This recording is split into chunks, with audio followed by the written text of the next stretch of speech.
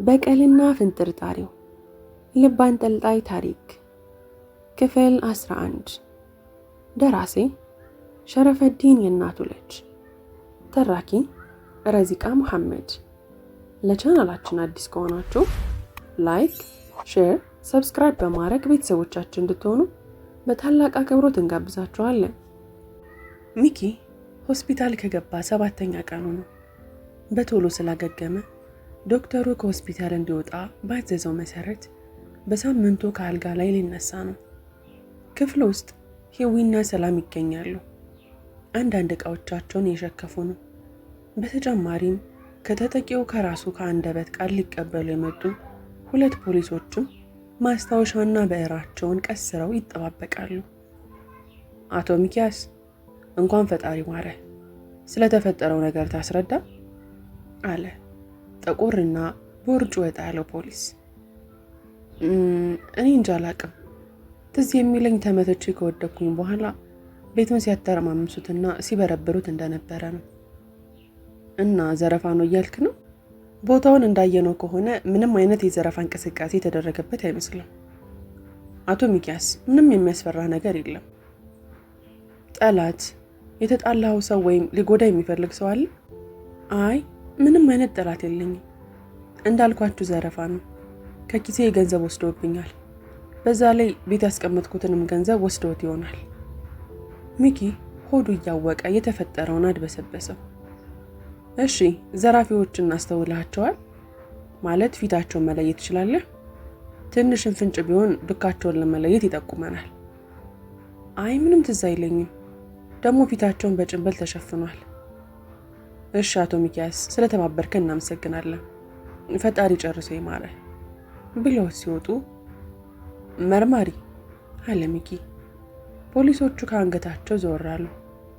ወንጀለኞችን በቅርብ ቀን ለፍርድ እንደምታቀርቧቸው አምናለሁ አላቸው። ራሳቸውን በመነቅነቅ አዎንታቸውን ገለጹለት። የከፈቱትን በርም አልፈውት ሄዱ። ሂዊና ሰላም ሚኪን ደግፈው ወደ ቤት ወሰዱት። ቤቱ መዓዛው ያውዳል። ሚኪ ሂዊ እንዲህ እንዳስዋበችው አውቋል። ሂዊ ቤቴን ተንከባክበሽልኛል። ምን ሰራልኝ ብለህ ነው? ከምቀመጥ እጄን ላፍታት ተብዬ እኮ ነው። ሚኪን ለሁለት ደግፈው ሶፋው ላይ ካስቀመጡት በኋላ ሰላም ከጎኑ ተቀመጠች። ሂዊ ጉሮሯን ለማርጠብ ከኪችን ውሃ በብርጭቆ ቀድታ ተመለሰች።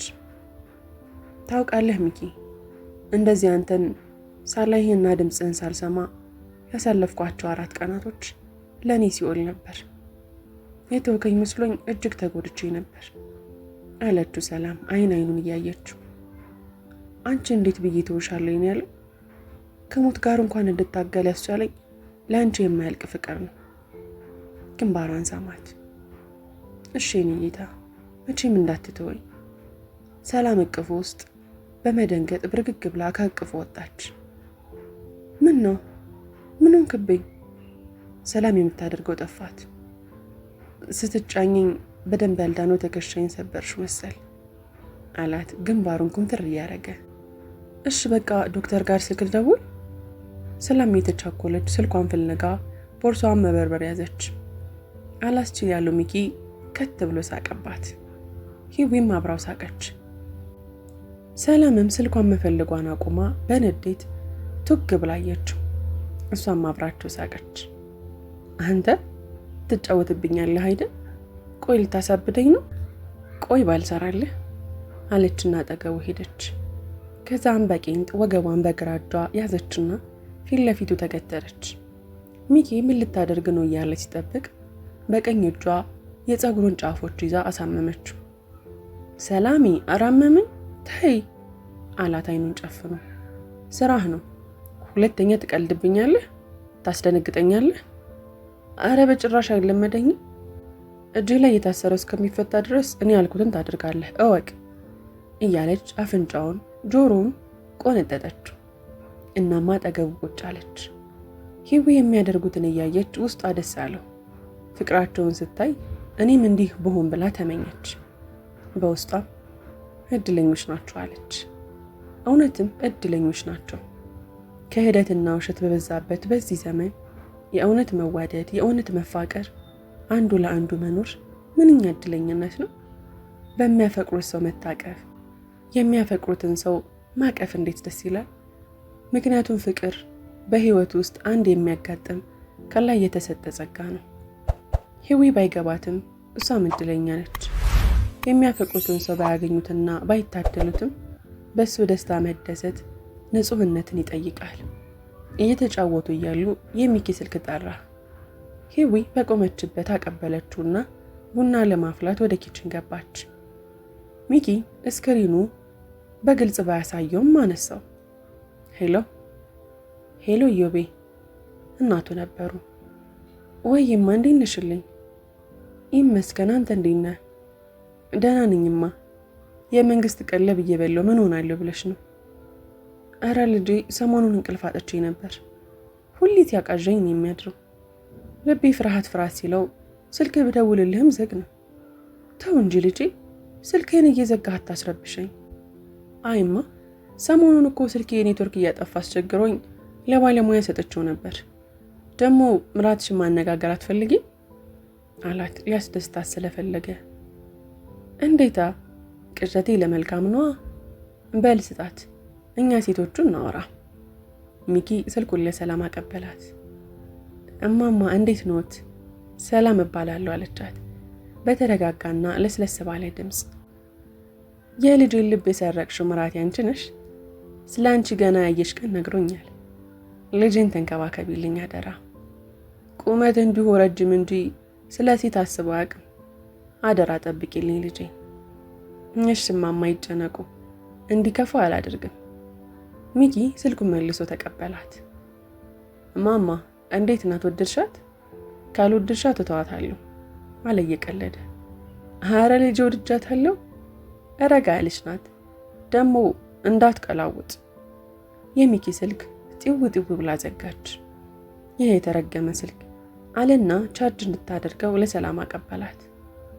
ሰላሜ አላት ሚኪ። ወይኔ ጌታ፣ ቤት ሄደሽ ረፍት አድርጊ። አልታወቅሽም እንጂ ተጎሳቁለሻል እኮ። 3 ቀን ሙሉ ከጎኔ አልተለየሽም። አላደርገውም። እንዴት እንዲህ ሆነ? ስለመጎሳቆሌ ታስባለህ? ሚኪ እንደ ባዳ እያደረከኝ ነው። አይ እንደዛ አይደለም ውዴ። አባትሽ ከቤት ስትጠፊ ማሰቡ አይቀርም። በዛ ላይ 3 ቀን ሙሉ ትምህርት ቤት አልገባሽም። ውዴ እያልኩሽ ያለሁት ቤት ደርሰሽ ለአባትሽም ታይተሽ ነይ። ትምህርት ቤትሽም ያለውን ነገር አስተካክለሽ ተመለሽ ካልክሽ አለችውና ቦርሳዋን አነሳች። ጎንበስ ብላም ስማው ተሰናበተች። ሰላም እየወጣች ሳለ ሂዊ ከኪችን ቡና ይዛ ስትመጣ ተገናኙ። እንዴ ሰላም ወዴት ነው? ወደ ቤት፣ ባል ያባረረኝ። ቆይ ቡና ጠጥተሽ ትሄጃለሽ? አይ ይቅርብኝ፣ እስከመጣ ባሌን ጠብቂልኝ። የሚያስፈልግ ነገር ካለ ደውይልኝ እሺ? ቻው ብላት ታክሲ ለመያዝ ሄደች። ሂዊ ያፈላችውን ቡና ለሚኪ ያቀበለችውና ተመቻችታ ቁጭ አለች። እሺ ሚኪ፣ እነማን ናቸው የደበደቡ? ዘራፊዎቹ መሰሉ።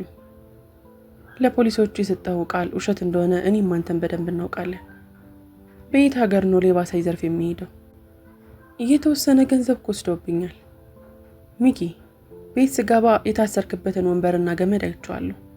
እውነቱን የማትነግረኝ ከሆነ ሌላ አጋር መፈለግ ትችላለህ።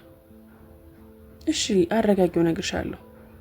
ልደብቅሽ ፈልጌ ሳይሆን ነገሩ ግራ ሆኖብኝ ነው። እንዴት እንደምነግርሽ ጨንቆኝ ነው። ግድ የለም ሚኪ ንገረኝ፣ አብረን መፍትሄ እንፈልግለታለን። መኩሪያው ነው እንደዛ ያስደረገኝ። ምን? ገና እኮ እንቅስቃሴ ላይ እንኳን አልገባንም። እንዴት አወቀ? አይ ማወቅ እንኳን አላወቀኝም። መኩሪያው የሰላም አባት ነው። ከእሷ ጋር ስላየኝ ብቻ ነው እንደዛ ያደረገው። ሂዊ ደነገጠች። ሚኪ የነገራትን ፍጹም ልታምን አልቻለችም። ታውቂያለሽ ሂዊ፣ ሰላምን ከምንሽ በላይ አፈቅራታለሁ። እሷ ማለት መልአክ ናት።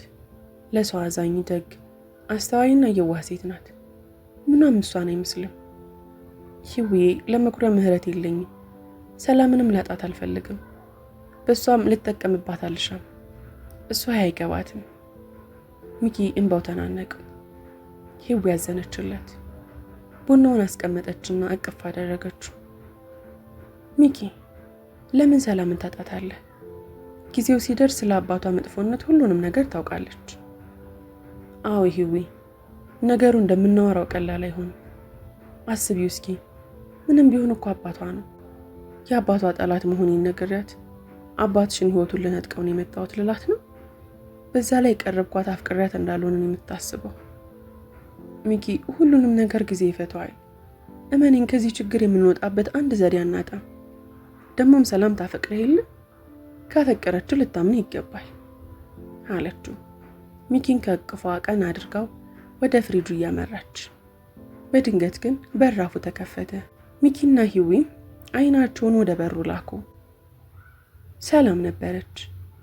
እስካሁን ያወራነውን እያዳመጠችን ይሆን በሚል ጭንቀትና ፍርሃት ወረራቸው። ሚኪ፣ ስልኬን ረስቼ ሄጄ እኮ ታክሲ ውስጥ ከገባሁ በኋላ ነው ትዝ ያለኝ አለች ሰላም። ወይ አስደነገጥሽን እኮ፣ ድጋሚ ሊዘርፉ የመጡን የመሰለ። ሚኪ ፍርሃታቸውን በዘራፊዎች ለማሰብም ሞከረ። ፈሪዎች። ከሶፋው ትራስ ስር የነበረውን ስልኳን አንስታ ሄደች።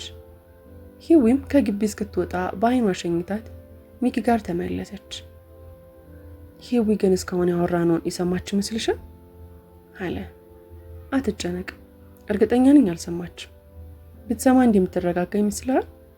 ያፈቀረች ሴት ሁሉንም ነገር በሆዷ ይዛ ይህን ያህል ታስመስላለች ማለት የማይታሰብ ነው። ሚኪ በረጅሙ ተነፈሰ። ቀናቶች ተቆጥረው ሚኪ ሙሉ በሙሉ አገግሞ ወደ ቀድሞ ሁኔታው ተመልሷል። እድሜ ለህዊና ለሰላም እየተፈራረቁ አስታመውትና ተንከባክበውት ዳግም ህይወት ዘርተውበታል። ሚኪ አሁን ከግቢው ሊወጣ ነው። ከቆመበት ሳይንቀሳቀስ 21 ቀናት በዛፍ ጥላ ስር ያሳለፈውን መኪናውን ሊሾፍረው ሞተር በማሞቅ ላይ ይገኛል። አዎ፣ ነዳጅ መስጫውን እየተጫነ በደንብ እያጋለው ነው። የሚወጣው ጭስም ተለቅ እያለ ቅርጽ እየቀያየረ ወደ ላይ ያርጋል። ተፈጥሮን ሊያውድም ወደ አካባቢ አየር ይነጉዳል። ሚኪ መኪናውን አስነስቶ ወጣ። ግን ወዴት እንደሚሄድ የተሳለ እቅድ የለውም። ብቻ ውጭው ስለናፈቀው ዝም ብሎ እየተዘዋወረ ነው። ሰላምን ሊያገኛት ቢፈልግም ከትምህርቷ ሊያዘናጋት አልፈለገም። መኪናውን ዝግ አድርጎ ከተማውን እየቃኘ ሳለ ስልኩ ድምፁን አሰማ። አንስቶ ሂዊ፣ ሲደብረኝ እኮ ይታወቅሻል አላት። ስልኩን አንስቶ ሚኪ፣ ለስራ ነው የደወልኩት። አገኘሁት። ምኑን ነው ያገኘሽው? አይ አንተ ጭንቅላቴን ከመቱ በኋላ ሳታብድ አትቀርም። ሰውዬው ነው ስንፈልጉ የነበረው ሰውዬ። ኦ የኔ ጭልፊት፣ ሀገሩ ነው እና አሁን አብሮሽ ነው? አይ እስካሁን አልመጣም። መኖሪያ ቤቱን ግን አግኝቼዋለሁ። ኮልፌን የሚኖረው እስከሚመጣ በአቅራቢያው ሆኜ እየጠበቅኩት ነው። በቃ እየመጣው ነው። ብቻሽን ጉዳት ሊኖረው ይችላል። እስከመጣ ምንም እንዳታደርጊ። ሚኪ ስልኩን ዘጋና መንገድ ቀይሮ ወደ ኮልፌ መንገድ ነዳው። እንደተገናኙ ሂዊ መኪና ውስጥ ገባችና ሰውየውን ይጠብቁት ጀመር። ዙሪያ ገባውን እየቃኙ መከታተላቸውን ቀጠሉ። ሀከሩ ሰውዬ ብዙ አስጠበቃቸው፣ ግን በዛው አልቀረም። ሚኪ የሆነ ሰው እቃ በፌስታል አንጠልጥሎ መኖሪያ ቤቱ አካባቢ ተመለከተ። ትኩረቱን ሰብስቦ እይታውን አጥርቶ ሲመለከት ሰውየው የግቢውን በር ለመክፈት ከኪሱ ቁልፍ እያወጣ ነው። ሂዊ አላት ሚኪ። ዝም አለችው። ሂዊ ወንበሩን ተደግፋ አንቀላፍታለች። በእጁ ነቅነቅ አደረጋት። ምን አለ ትንሽ ብተኛ ባትረብሽን? በእጇ አፏን ከድና አዛጋች። ሂዊ ንቂና ለማየት ሞክሪ፣ የምንፈልገው ሰው እየመጣ ይመስለኛል። በዚህ ሰዓት ሂዊ ተስተካከለችና አይኖቿን አሽታ ፊት ለፊት ለማየት ሞከረች። አዎ ሰውየው ነው፣ እንሂዳ ምን እንጠብቃለን አለች። የመኪናውን በራፍ ከፈተችው።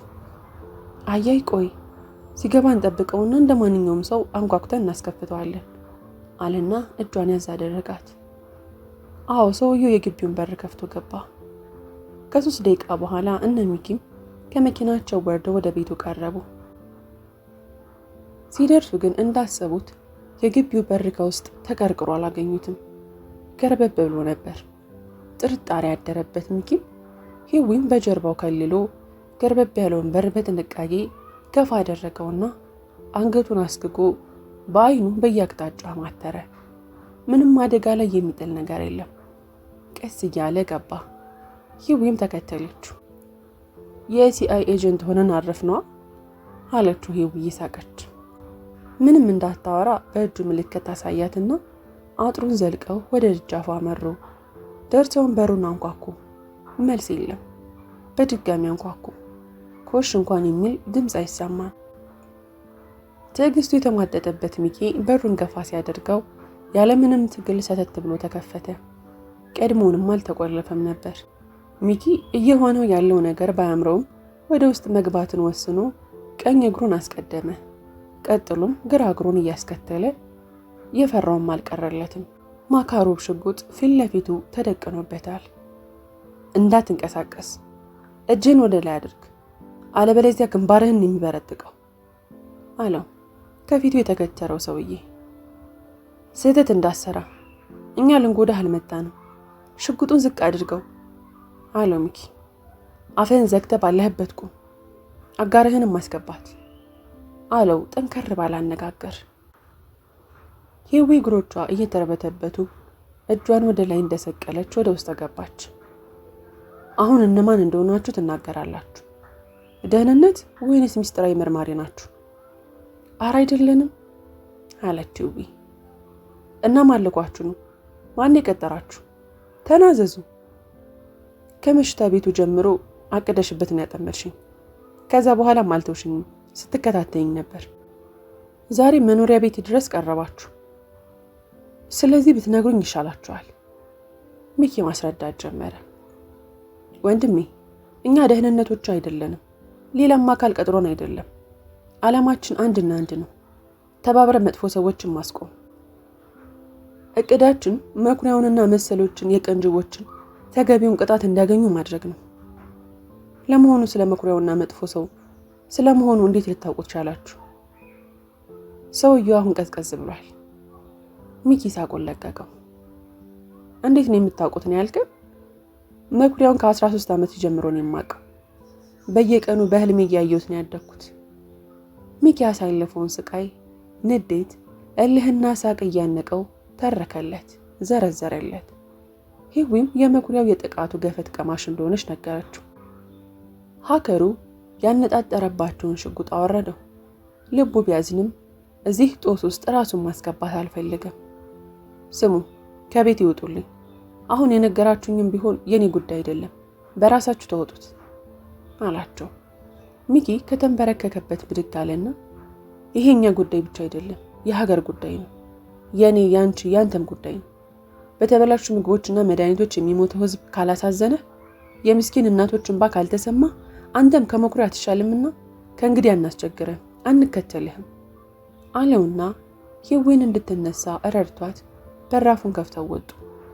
ግቢውን አልፈው ለመሄድ እየተራመዱ ሳለ ስሚኝ ቆንጅየዋ አለ ሀከሩ ደጃፉ ላይ ቆሞ። ሁለቱም በእኩል ሰዓት ሰውነታቸውን አዞሩ። ወዴት ነው የምትሮጡት? በአቅሜ እረዳችኋለሁ፣ ግን በአንድ ቅድመ ሁኔታ ነው አላቸው። ሂዊና ሚኪ ሳቃሉና እርስ በርስ ተያዩ። ወዲያውን ፊታቸውን ወደ ሀከሩ መለሱ። ሚኪ ምንድን ነው የምትፈልገው? እንስማው አለው። ስራውን እንዳጠናቀቅን ይህችን ቆንጅዬ ትድርልኛለህ። ምን አፍጣችሁ ታኛላችሁ? ኑ ግቡና ስለ ስራ እናውራ እንጂ። የቤቱ መግቢያ ጠፋችሁ እንዴ? እየተሳሳቁ ተከታትለው ገቡ። እሺ ተቀመጡ። የቅድሙ አቀባበሌ ጥሩ ባይሆንም ምን ልስጣችሁ? ውሃ፣ ለስላሳ አለ ፍሪጁን እየከፈተ። ሚኪ አንድ ብርጭቆ ውሃ ሲል ሂዊ ድንጋጤውን እንድረሳው ቢራ ይሁንልኝ አለች። ሚኪ ዘወር ብሎ አያትና በሄድሽበት እያሳበብሽ ጠጪ አላት። ከደቂቃዎች በፊት በፍርሃት በድንጋጤና በጩኸት የተሞላው ቤት ድባቡን ቀይሮ ሳቅ፣ ጨዋታና መደማመጥ ሰፈነበት። እሺ እቅዳችሁ ምንድን ነው? አለ ሀከሩ። ያሰብነው አንተ እዚህ አዲስ አበባ የሚገኘው ድርጅት ውስጥ እንድትቀጠር ነው አለው ሚኪ። እንደሱ እንኳን ቀላል አይመስለኝም። ድሬዳዋ ከሚገኘው ቅርንጫፋቸው በራሴ ፍላጎት ነው የለቀኩት። በዛ ላይ ቦታው ሰው ይኖረዋል። እሱ አያሳስብም። አንተ በሙያ ተወዳዳሪ የለህም። ብዙ ድርጅት እንደሚፈልግህ አውቃለሁ። ድሬዳዋ ላይ የለቀክበት ምክንያት የሆነ ሪፖርት ታስገባለህ። እነሱ የሚፈልጉት መረጃቸው በአስተማማኝ ሁኔታ እንዲጠበቅላቸው ስለሆነ አንተን መልሰው ለመቅጠር አያመነቱ። ገባኝ። የምትፈልገው ሰርጎ ገብ ሰላይ ሆኜ ማስረጃዎችን እንድሰበስብ ነው አይደል? በትክክል ተመልሷል አለች ይዊ። እንግዲህ አጋር ሆነናል። ከተሳካ በእቅዳችን መሰረት እንሄዳለን። ግን በጭራሽ ሊታወቅብን አይገባም። አይደለም ካወቁና ከጠረጠሩ ራሱ የትም ቦታ ብንሄድ ማምለጫው የለንም። ለማንኛውም ለአዲሱ አጋርነታችን አለና የቢራ ጠርሙሱን አነሳ። ሚኪ ውሃውን፣ ሂዊም ቢራዋን አንስታ አጋሽተው ተጎነጩ። ሀከሩ እንዲከተሉት በመንገድ ይዟቸው ሄደ። የትም ሳይሆን እዛው ቤት ውስጥ የሆነ ክፍል ከፈተና ገባ። አዎ ይዟቸው የገባው ኪችን ነበር። ከዕቃ መደርደሪያው መሃል እጁን አሾልኮ አስገባና የሆነ ነገር ተጫነ። ወዲያውም ፍጹም ነጭ ግድግዳ የሚመስለው የሚስጥር በራፍ ተከፈተ። እግር በእግር ሲከተሉት የነበሩት ሂዊና ሚኪ ደነገጡ። አንዴ ጎበዝ፣ ምንድነው ነገሩ? አለች ሂዊ ተገርማ። ይህ እንግዲህ አደገኛ የሆነ ነገር ሲገጥመኝ የማልጋፈጠው ችግር ካጋጠመኝ ማመለጫዬና መሸሸጊያዬ ነው። እኔ አላምንም። ግድግዳ እኮ ነው የሚመስለው። ማንም አካል ሊለየውና ሊደርስበት አይችልም አለ ሚኪ። ኦ እንደዚህ አይነት ነገር ፊልም ላይ ብቻ ያለ ይመስለኝ ነበር። ሂዊ የሚኪን ሐሳብ ደገፈችለት። ሁሉም በተከፈተው ሚስጥራዊ በር ገቡ። ቦታውን ጨለማ ወርሶታል።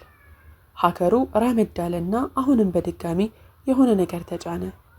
በየቦታው አምፖሎች በሩ። አይን የሚወጋ መብራት ተንቦገቦገ። ክፍሉ በኮምፒውተሮችና ኤሌክትሮኒክስ ዕቃዎች የተሞላ ነው። ቦታው እጅግ ያምራል። ሀከሩ የሆነ ሳጥን ከፈተ። ለትንሽ ደቂቃ ጎነበሰ። ሚኪና ሂዊ ምን ሊያደርግ ነው እያሉ ይህንን በትዕግርት የተሞላ ሰው ይመለከቱታል። እንኩ ይሄ ላንቺ ነው፣ ይሄ ደግሞ ላንተ ነው አላቸው። ጥቁር ማካሮ ሽጉጥ በእጁ አንጠልጥሎ።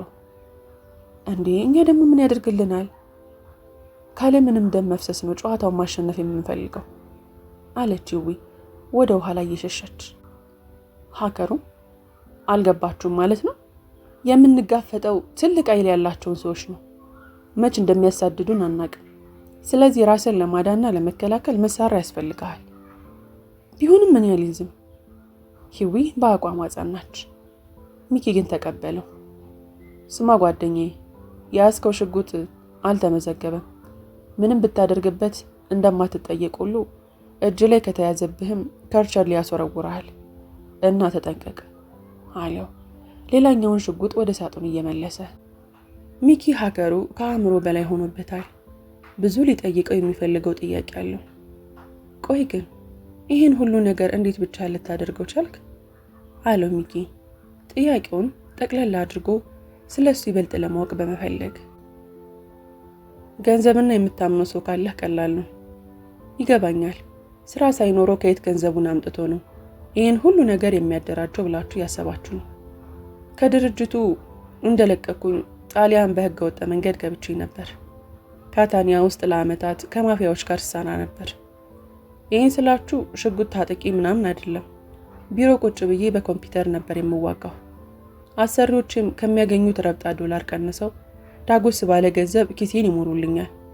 በመጨረሻ ግን ሊያስወግዱኝ ፈለጉ። ይህንን ቀድሜ ስለተረዳው አምልጬ ወጣሁ። እንደዚህ አይነት የሚስጥር ቦታዎችን ማዘጋጀት ከነሱ ነው የተማርኩት። ባይዘዌ ጉብኝታችን አላለቀም። እዛ ግድግዳ ላይ የተለጠፈው ነጭ የሶኬት መሰኪያ ይታያችኋል? ጠያቂያቸው በእጁ ምልክት እያሳየ ሁለቱም ራሳቸውን በመነቅነቅ እንዳዩት ገለጹለት። የምታዩት የሶኬት መሰኪያ አይደለም፣ ተመሳስሎ የተሰራ ነው።